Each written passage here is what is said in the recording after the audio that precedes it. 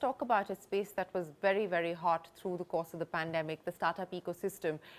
We saw valuations rocket. We saw unicorns being minted every other day. And while it's very clear directionally we are headed in the right direction, at this point in time, there is going to be some pain on account of liquidity drying up. What is your own take on what we're seeing happen in the startup space, the funding that is likely to come in, where it's going to go, what valuations are going to look like? What do you make of that story?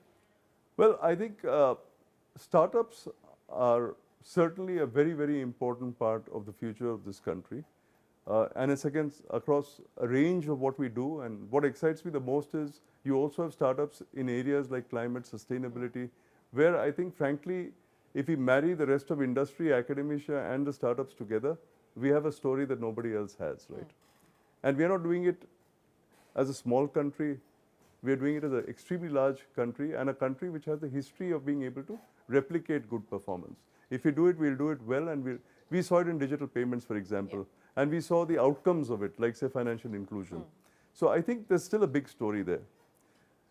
You hinted a bit at governance also, for example. Yes. I do certainly think that, yes, in startups, governance is challenging. You also do have conflicts in terms of ownership and management and everything else. But it'll sort out over time. It's already starting to sort out in a big way. It's on the table. People are talking about it. And the good thing is this country is when we talk about it, we generally fix it. We may not fix it publicly, but we do fix it. So I think that'll get fixed. Capital starvation, yes, I think for a period of time now, particularly in periods of material uncertainty like this, and the pressures that of what is happening in the United States, I do think, yes, capital is going to be a little more scarce. Valuations in any case, I think, were a little on the high side, and perhaps getting a little sobriety into it is good for all of us. So I think overall, I don't think it's gloom and doom out there. I think it just means you need a little more hard work. There's no easy money anymore. Yes. Yeah, and I think it helps others as well, because sometimes when you get overfunded and you start, indiscriminately using the money, you also harm the ecosystem, because there's some other genuine players out there who get swamped out because there's one player who's able to flood the market at a lower cost, etc. Yes. You talked about governance, and I want to address the issue of not just governance-related risks, but other risks that CEOs are mindful of today. Cybersecurity is a big challenge. With this whole move towards work from home, etc., there has been not just cyber threats, but other kinds of issues that companies have had to deal with, moonlighting being one of them, which now industry after industry is trying to understand what they should do, how they should deal with this. If this is the new reality, how do you ensure that you move forward? Do you shut the door on it completely? Do you leave a window open? What are some of these other risks and challenges that have emerged through the pandemic that CEOs and companies are having to deal with? Well, as you described moonlighting is working at night. I think a lot of people have been sunbathing. They've been doing it in the daytime as well. They've been working at more than one company. I think it's an ethical piece of it. It's a confidentiality, data privacy, and everything else that kicks in. But it's also a new reality. We cannot expect that the workforce of the future is going to be, it's going to be more about jobs, it's going to be less about employment. And it's something we've got to deal with. Similarly, when you look at hybrid working, it's here to stay. I mean, we keep humoring ourselves by saying we look at it 2 years at a time. But I think some things, you get hardwired, it's become a habit. I mean, I think our brains are now thinking in terms of the fact that if I come to work 3 days a week, it's a good thing to do. So I think we have to get that piece of it sort of institutionalized. That will happen. Sorry, I missed the other piece of what you said. No, I'm saying that the key risks, whether it's cyber so if or... Now, so therefore, one side of it is that it's basically working from home and the nature of how you deliver that work.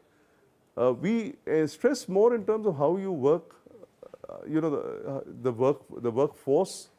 We are talking less about the workplace.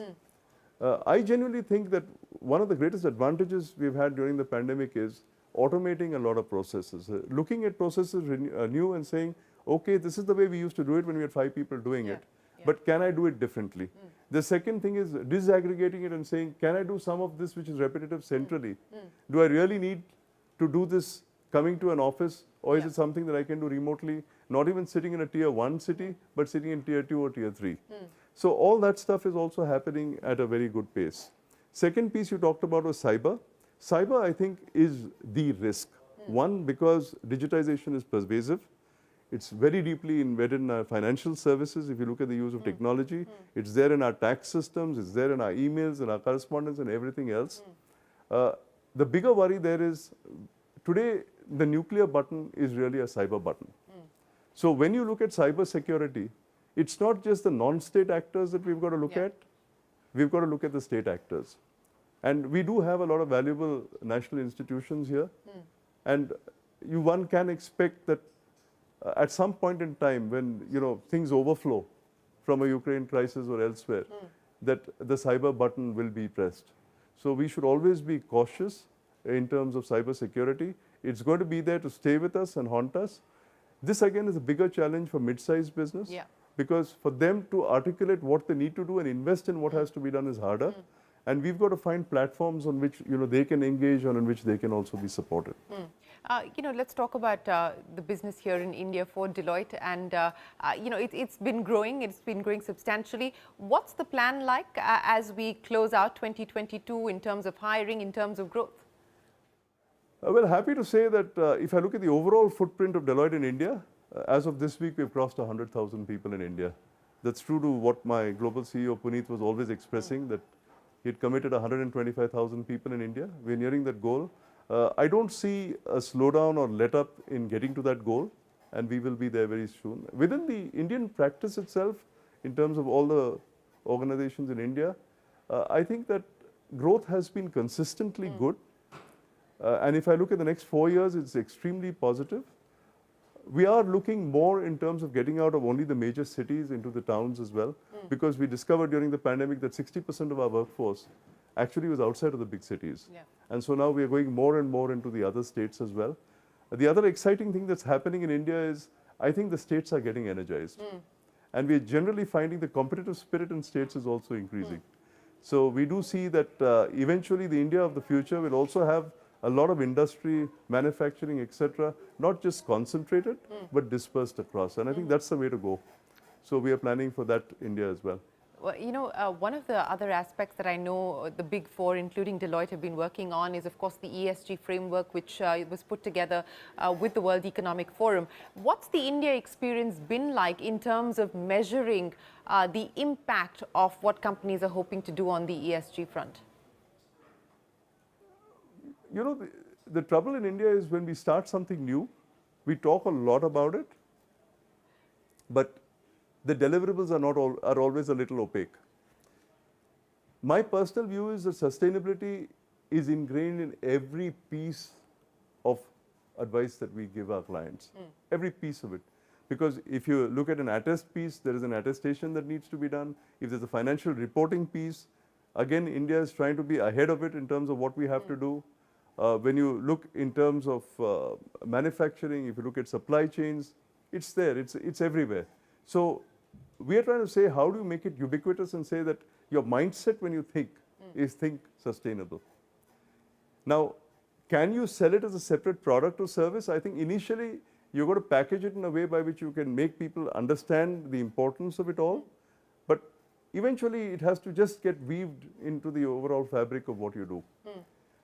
In terms of size of what will the opportunity, it's huge. But the cost of not doing it is 3 times as big. So I think the loss to the economy if we don't build a sustainable environment is very much more. And that is really what we are looking at. I mentioned the G20 earlier. Yes. I think that's a huge opportunity for India to, I mean, as you know, we have taken our climate pledges and we are advancing what we are doing. And I think that that's an important thing that we've got to put out ahead to say that this is something that we have to build on. We can also look at food security and say, what are we doing around food? We can look at energy security. See, all these things are interlinked. It's not just sustainability. It's sustainability and survival that we have to look at together. You know, let me end then by asking you about some of the big global changes that are on the anvil. The OECD very recently put out just the broad framework of what they hope the world will move to in terms of regulating crypto assets. There is, of course, the BEPS norms that have already been articulated as well, but we have to see how those play out. In terms of global changes, what are you going to be watching out for and the implications of them? Well, BEPS is important, and it's important to our clients as well. I think that the most important thing that I'm looking at is the transformation that cloud is going to bring to us. Because I really think that people underestimated the power of putting things on the cloud. And that transformation, the cloud and digitization are really going to transform the world in which we live. And therefore, when I then look ahead and when people talk about, the other things, the meta and everything else, to say what's going to happen, I've sort of started believing that all of this is really going to happen. So I think being able to look beyond the curve, imagine what the future could be like, and then say, how can you participate as part of that future, also requires a mindset that when you invest, you should also be willing to abandon what you do to adopt something new. I think the worst thing that any company can do today is to get so committed down a path that they can't make the change which necessarily is going to happen. So there is going to be change as a constant. It's going to be a huge amount of change. A lot of it is going to be technology-led. It's going to lead to vulnerabilities like cyber and everything else that we talked about. There's going to be an insularity. Countries are going to be looking more in terms of protecting themselves. We've got to look at those supply chains. So it's going to be a very anxious world. And, that's the point of time in which, doctors come in handy. And women too, and that's what I want to end by talking to you about. And I know that the global CEO Puneet Ranjan has been committed to championing the cause of bringing more women into the workforce, and of course that's been his mandate for Deloitte as well. I want to talk to you about the experience here in India. Well, we have a fantastic experience. I mean, we have about 46% women in the workforce. Perhaps, we started this only about 7 or 8 years ago, so in leadership positions, we are down to about 17–18% with a target of getting to 25. And I'm being honest about it because it's an area in which I thought I would be able to accelerate faster but could not. But the more important thing is, if you look at women in the workforce, I think that again should be on the India agenda, which I think it is.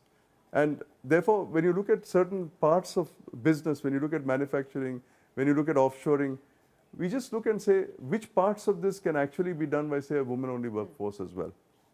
So I think getting more women into the workforce is important. Unfortunately, the pandemic has been a bit of a setback. I mean, I want to end on a high, but the reality is that the pandemic was a setback and you had women leaving the workforce.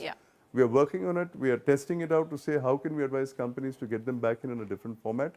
Hybrid is certainly one of those areas in which you do it. But I certainly do think the big driver for the growth of India to 5 trillion, I won't put a number on it. I have it somewhere in my head, but I can't remember it offhand. But you will not reach the 5 trillion. No, if you don't have the women contributing. 40–45% of your women in the workforce. Absolutely. Well, and we hope that we move at least somewhat closer to that target. I mean, it's going to take a long time, but at least we shouldn't be going in the other direction, which is seeing a decline in the number of women actively participating in the workforce. 7 years. I give it 7 years. In 7 years, we will be there. In 7 years, we will be there. Well, we hope that is not just an aspirational target, but a target that we do achieve, and more power to everyone who's going to stay committed to that cause. Always a pleasure. Thanks very much for joining us here, and again, I wish you a very, very happy Diwali. Thank you, Shereen. Well, that's it then on this edition of On the Record from all of us here on the show. Many thanks for watching. We'll see you shortly. Stay tuned.